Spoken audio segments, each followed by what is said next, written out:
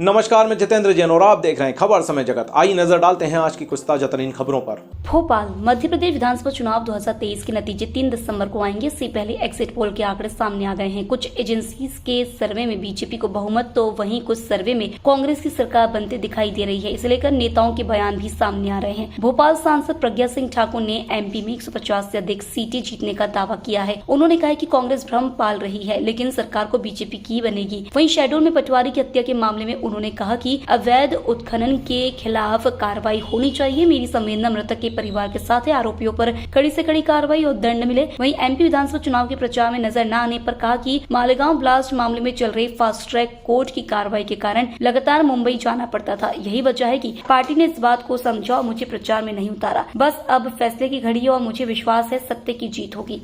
दीदी, कांग्रेस की नेता कह रहे थे चुनाव के दौरान कि भोपाल की सांसद नजर नहीं आ रही हैं, वो कहाँ हैं, उनको क्या बीजेपी ने चुनाव प्रचार से दूर रखा है, क्या कहेंगे? ये चिंता हमारी भाजपा को होना चाहिए थी कि भाई मैं कहाँ हूँ, भाजपा को मालूम है।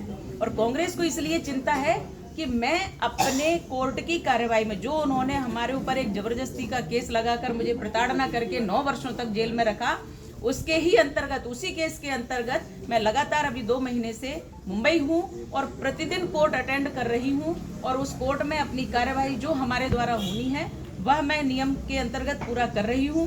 फास्ट ट्रैक कोर्ट में हमारा केस है, इसलिए मुझे प्रतिदिन वहाँ रहना होता था। हमारे संगठन को मालूम है, हमारे जो जनता है उसको मालूम है कि मैं कौन से संघर्ष में लगी हूँ। मैंने कहा कि हमारा संगठन यहाँ अपने काम कर रहे हैं और मैं सांसद होने के नाते और जनता को विश्वास दिलाने के नाते, और जनता का विश्वास मेरे साथ है। जनता ने कहा कि दीदी आप निश्चिंत रहिए, हम सब लगेंगे और भाजपा के कार्यकर्ता हैं, हम सब लग जाएंगे, लेकिन आप अपना जो कर्तव्य है देश के प्रति, जो कर्तव्य है आप निभाइए, आप मुंबई रहिए, आप अपने केस को देखिए, बाकी हम सब लोग देख लेंगे। तो हमें जनता के साथ जाना है, जनता हमारे प्रति विश्वस्त है और ये सत्य का उद्घाटित होने का समय है।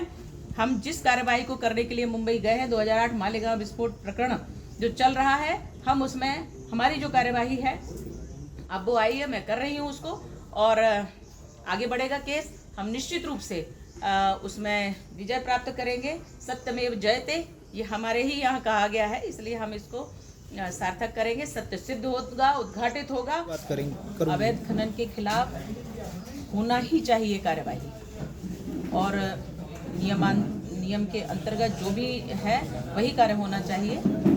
अवैध खनन और वो जो पटवारी की हत्या हुई है, उनके परिवार के प्रति मैं संवेदना रखती हूँ। एक मिलिट्री मैन थे वो, और उनके प्रति मैं अपने परिवार के प्रति संवेदना रखती हूँ। प्रभु उनकी आत्मा का कल्याण करें, परिवार को संबल दें। और इस प्रकार के जो काम होते हैं अवैध उत्खनन में, जिस प्रकार से कई और पहले भी अधिकारियों को मारा गया है, तो वो बिल्कुल उचित नहीं है। इस पर कठोर कार्रवाई होना चाहिए और कठोर दंड मिलने की कार्रवाई होना चाहिए। केंद्र की तरफ से कई बड़े चेहरे उतारे गए हैं, जिसमें प्रहलाद पटेल और अन्य कई नेता शामिल हैं। वहीं कहा जा रहा है कि शिवराज सिंह चौहान की केंद्र में वापसी होगी, जबकि उनकी जगह कोई किसी और को मध्य प्रदेश की जिम्मेदारी दी जाएगी। एक नया चेहरा आएगा सामने, कौन वो नया चेहरा होगा, क्या कुछ है? कुछ नहीं, ऐसे आप ऐसे कोई तय नहीं कर सकता कि ये होंगे या वो होंगे, ऐसा कोई अभी निश्चित नहीं कर सकता।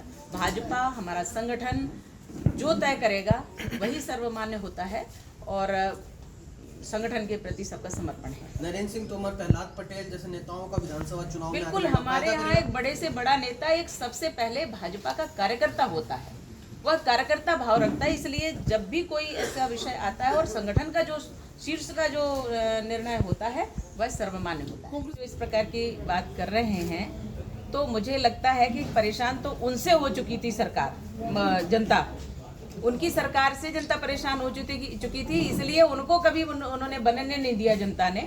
और मुझे लगता है कि ये कांग्रेस जो भ्रम पालती है उनको पालना अच्छा है, लेकिन भाजपा सरकार बना रही है और उसने 150 का लक्ष्य लिया था, हम 150 के पार जा रहे हैं, ये हमारा विश्वास है। जब ये भ्रम के साथ हो ही नहीं सकती, हिंदू सनातनी है और हम अपने ही देश में, हिंदुओं के देश में हिंदुओं को नकार दें, ये तो बिल्कुल अच्छा नहीं है। जो कांग्रेस करती चली आई है वो बिल्कुल नहीं होगा। हिंदुओं की बात हो रही है तो मुस्लिमों की भी बात हो रही, तो क्रिश्चियंस की भी बात हो रही है, सभी समुदायों की बात हो रही है, सभी पंथों की बात हो रही है। लेकिन सनातन धर्म को छोड़ दें, ये हमारा नियम नहीं है। देख ही नहीं सकते, क्योंकि दिग्विजय सिंह जी को वो कभी भूले नहीं हैं। कर्मचारियों ने जिस प्रकार उनके साथ अन्याय किया था, जिस प्रकार उनको सर्विस से निकाला था, जिस प्रकार उनका शोषण किया था, उस समय कितने लोगों ने आत्महत्या की थी, जनता इसको कभी नहीं भूल सकती। और दिग्विजय सिंह जी जैसे कांग्रेस को कभी भी वो वोट नहीं करेगी। मैं भी, भाजपा आगे है, भाजपा सरकार बना रही है, और जिस प्रकार से भाजपा ने विकास का कार्य किया है, जिस प्रकार से हर व्यक्ति से लेकर के हर समाज का और हर वर्ग का ध्यान रखा है, तो भाजपा अपने काम के द्वारा मध्य प्रदेश में सरकार बना रही है। खबर समय जगत के लिए संवाददाता आदित्य सराठी की report. For latest news, subscribe to our channel and press the bell icon.